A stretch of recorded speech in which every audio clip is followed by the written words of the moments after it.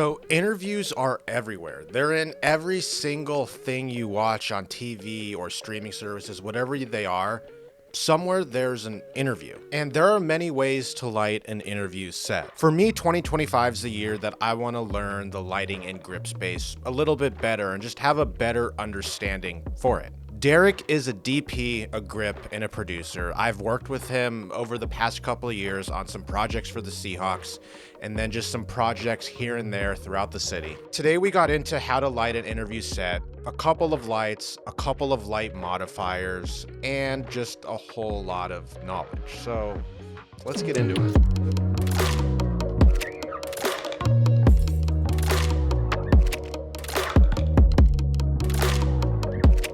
On set today, I'm working with the Aperture 600C Pro 2, and this is an excellent light. It's a little bit brighter than the original 600C. I feel like the color spectrum's a little nicer too. Obviously, there's more colored cells inside the fixture. Picked up this Nanlite one by one probably about a month ago, and relatively new design. So with me sitting in here right now, where this setup is, what light would this be? This would be the fill or key? We're gonna try a small key on this to start out, and this is where the bokeh filter that I purchased will come over this light. The design on this filter is called the Santa Fe. It brings in skin tone, color, and texture, and it's printed on a Magic Cloth diffusion fabric, which normally is like a one-stop diffusion. So I'm really curious to see how this is going to render skin tones once we get the camera set up and start checking it out.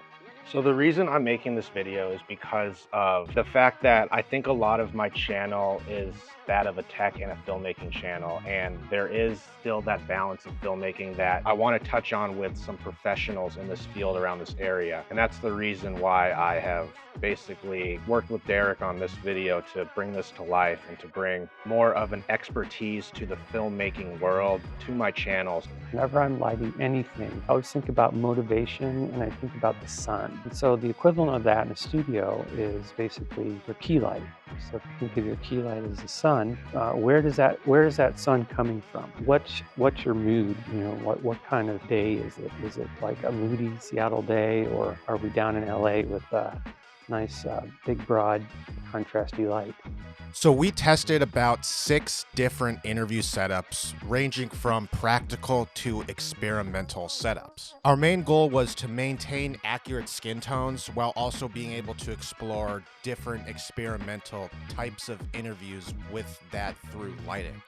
I'll discuss a little bit later how the smallest of adjustments can make the most dramatic changes. We're shooting the R5C with the Mikey 50mm at T2.8. I have the bokeh filter with a bare matte, the Nanlite matte, as my key.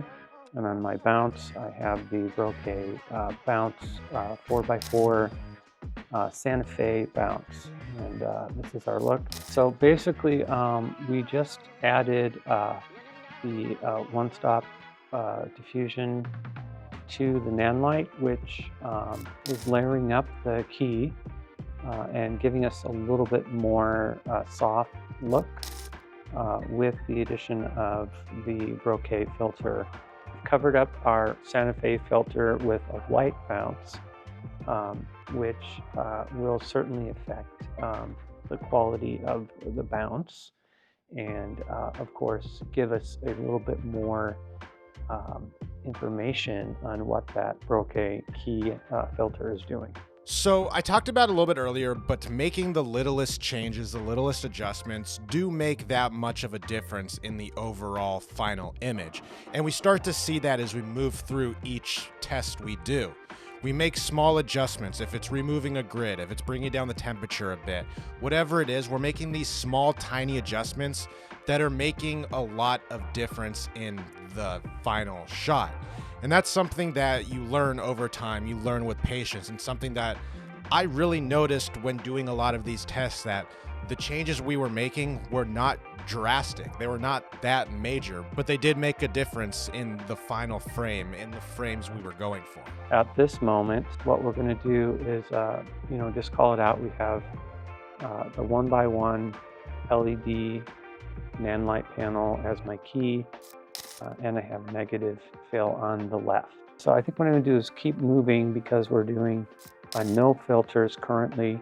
So I'm just going to go ahead and remove my negative here and expose a soft 1x1 key, no filter, and a white bounce on my left. And the next part of this test that I'm really excited about is to see how the 4x4 Santa Fe will work just as a bounce. Now I have my Santa Fe bounce here on the left and only a diffused 1x1 light panel on my right, the only light source. Basically what we have is we have a 1x1 soft light back here, giving me a nice edge, and I have a 4x4, a larger key here, which is going through the Santa Fe Brocade filter. So this is the moment where we start to see a little bit of the experimentation. You start to see the temperatures either go on the extremely warm side or the extremely cold side. And this is where we experimented on how colors play into that of skin tones and trying to make a little bit different of a scene within the interview sets. My RGB over there, my 1x1. So that really changes the look. And now we're also doing this sort of color effect. Think about color and how it renders skin.